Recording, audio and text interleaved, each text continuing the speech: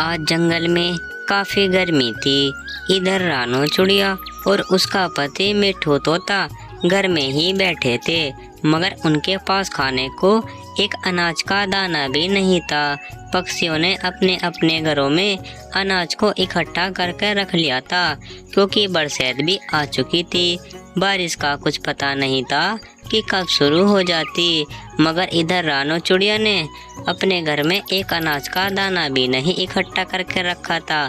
तभी रानो चिड़िया मिट्ठू तोते से कहती है, अजी सुनते हो क्या, हमारे पास तो खाने को एक अनाज का दाना भी नहीं है और ऊपर से बरसात का मौसम आ गया है। ये पता नहीं कि कब बारिश शुरू हो जाए और ऊपर से इतनी गर्मी भी पड़ रही है। जंगल के पक्षियों ने ना अपने अपने घरों में अनाज को इकट्ठा करके रख लिया है। मैंने भी तो तुमसे बहुत कहा था कि चलो मेरे साथ जंगल चलो, वहाँ से हम अनाज को इकट्ठा कर लेते हैं, मगर तुमने मेरी बात नहीं मानी। अब हम जंगल भी जाके बेकार रहेंगे, क्योंकि जंगल में हमें अब एक भी अनाज का दाना नहीं मिलेगा। अरे रानो चिड़िया, तो मैं कहाँ जाता, मैं जंगल तो गया था, मगर मुझे जंगल एक अनाज का दाना भी नहीं मिला। बताओ अब हम क्या करेंगे। रानो चिड़िया, मैं तुम्हें एक उपाय बताता हूँ। तुम जब जंगल की दूसरी तरफ जाओगे ना, तो तुम्हें वहाँ पर मेरी दोस्त गोरी कौवी मिलेगी। वे तुम्हें भी जानती है और तुम उनसे ना जाकर सारी बात बता देना, वे तुम्हारी ज़रूर मदद करेंगी। और हाँ, तुम जाकर मदद लेकर आओ। मैं एक नया सा घर बनाता हूँ, क्योंकि अब के बरसात में हमारा घर टूट जाएगा। तुम जल्दी जाओ और जल्दी से ही लौट कर आना। मिट्ठू तोता अपने घर को सही करने के लिए जंगल चला जाता है और रानो चिड़िया भी जंगल से होती हुई आ जाती है। इधर गोरी कौवी अपने घर बैठी होती है। तभी रानो चिड़िया गोरी कौवी के पास आ जाती है और आकर बैठ जाती है। गोरी कौवी रानो चिड़िया से कहती है, रानो बहन, तुम मेरे घर पर आई हो, क्या बात, तुम तो बड़े सालों के बाद आई हो। रानो बहन, तुम्हें पता है ना कि जंगल में अब के गर्मी भी बहुत पड़ रही है और ऊपर से बरसात का मौसम भी लग चुका है।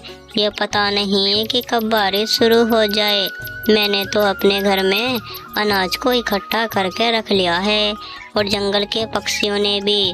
रानो चिड़िया, तुम बताओ, तुमने अपने घर में अनाज को इकट्ठा करके रख लिया ना, क्योंकि अब के बरसात 1 महीने तक रहेगी।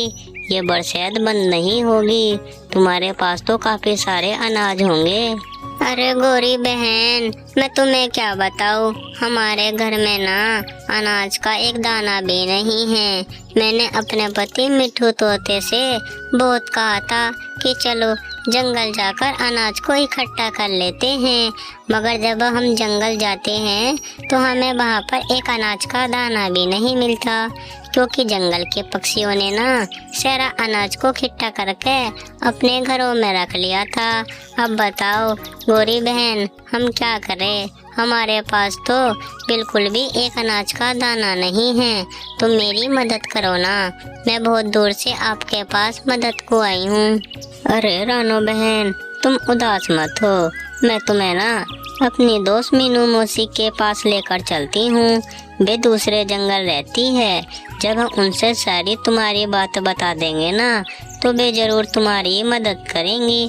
अब चलो जल्दी से मीनू मौसी के पास चलो, वे अकेले ही घर पर रहती हैं। जब हम उनसे सारी बात बता देंगे, क्या पता वे तुम्हारी मदद कर दें। गोरी कौवी और रानो चिड़िया जंगल से होती हुई मीनू मौसी के पास आ जाती हैं और इधर मीनू मौसी अकेली बैठी होती हैं। तभी दोनों ही मीनू मौसी के घर आ जाती हैं और आकर बैठ जाती हैं। मीनू मौसी गोरी कौवी को देखकर कहती है, अरे गोरी बेटा, तुम मेरे घर पर, अरे तुम तो अपनी बुढ़िया मीनू मौसी को भी नहीं देखने आती। तुम्हारी मीनू मौसी की तो तबीयत बहुत बिगड़ रही है। बताओ बेटा, तुम मेरे पास किस काम से आई हो और ये कौन है तुम्हारे साथ? मैंने तो पहले इस जंगल में कभी नहीं देखा और ना ही ये इस जंगल की लगती है। बताओ गोरी कौवी, तुम मेरे पास किस काम से आई हो?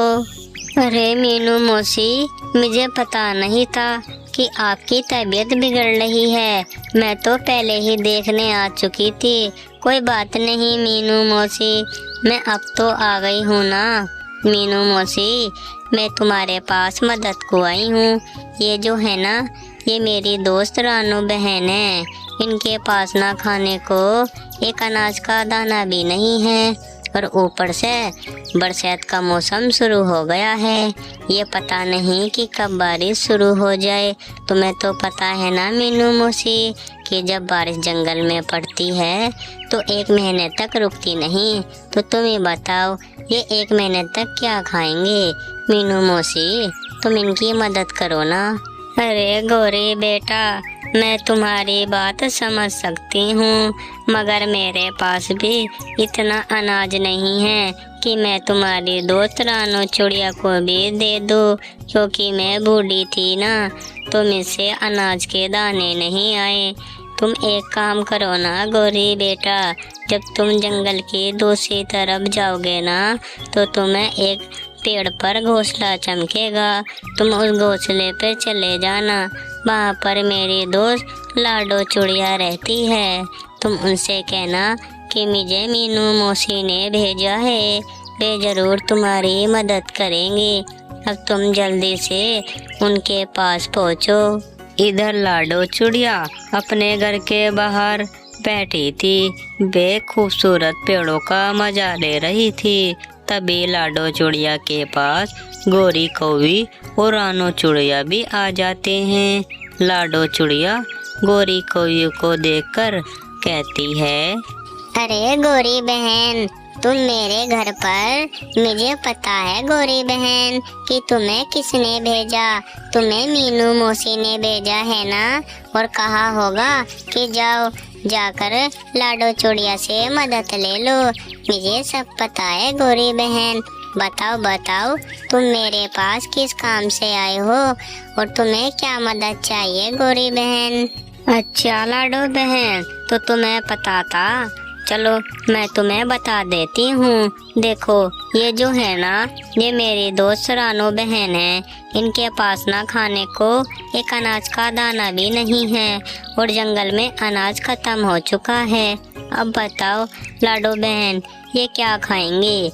लाडो बहन, तुम इनकी मदद करो ना, हम बहुत दूर से तुम्हारे पास मदद को आए हैं। अच्छा गोरी बहन, तो ये बात है क्या? कोई बात नहीं गोरी बहन, तुम ज़्यादा उदास मत हो। मैं तुम्हारी दोस्त रानू चुड़िया की ज़रूर मदद करूँगी। देखो रानू चुड़िया, मैं तुम्हें ना एक जादुई जामुन का बीज देती हूँ। तुम उस बीज को ले जाकर अपने बगीचे में लगा देना और तुम 1 महीने के बाद जैसे ही उस बगीचे में जाओगे तो तुम्हें वहाँ पर एक जामुन का पेड़ चमकेगा और उस पर बहुत ही मोटी मोटी काली सुंदर जामुन लगी होंगी। चलो मैं तुम्हें अब वे जादुई जामुन का बीज देती हूँ। रानू चुड़िया उस जादुई जामुन के बीज को लेकर अपने बगीचे में आ जाती है और आकर रानू चुड़िया बैठ जाती है। फिर उस बीज को अपने बगीचे में रख देती है। रानू चुड़िया मन ही मन सोचने लगती है, अरे अब तो मैंने अपने बगीचे में इस जामुन के बीज को रख दिया है। अब मैं 1 महीने के बाद आकर देखूंगी कि ये जामुन के बीज पेड़ में बदलता है या नहीं। चलो अब मैं अपने घर की ओर चलती हूँ। मेरे पति मिठू तोते ने एक नया मजबूत घर बना लिया होगा। वे कह रहे थे, चलो अब मैं उस घर को जाकर देखूंगी कि वह घर कैसा है। इधर मिठू तोते ने एक मजबूत सुंदर सा घर बना देता है और वे घर बहुत ही प्यारा लगता है। तभी रानू चुड़िया उस नए घर में आ जाती है और आकर बैठ जाती है।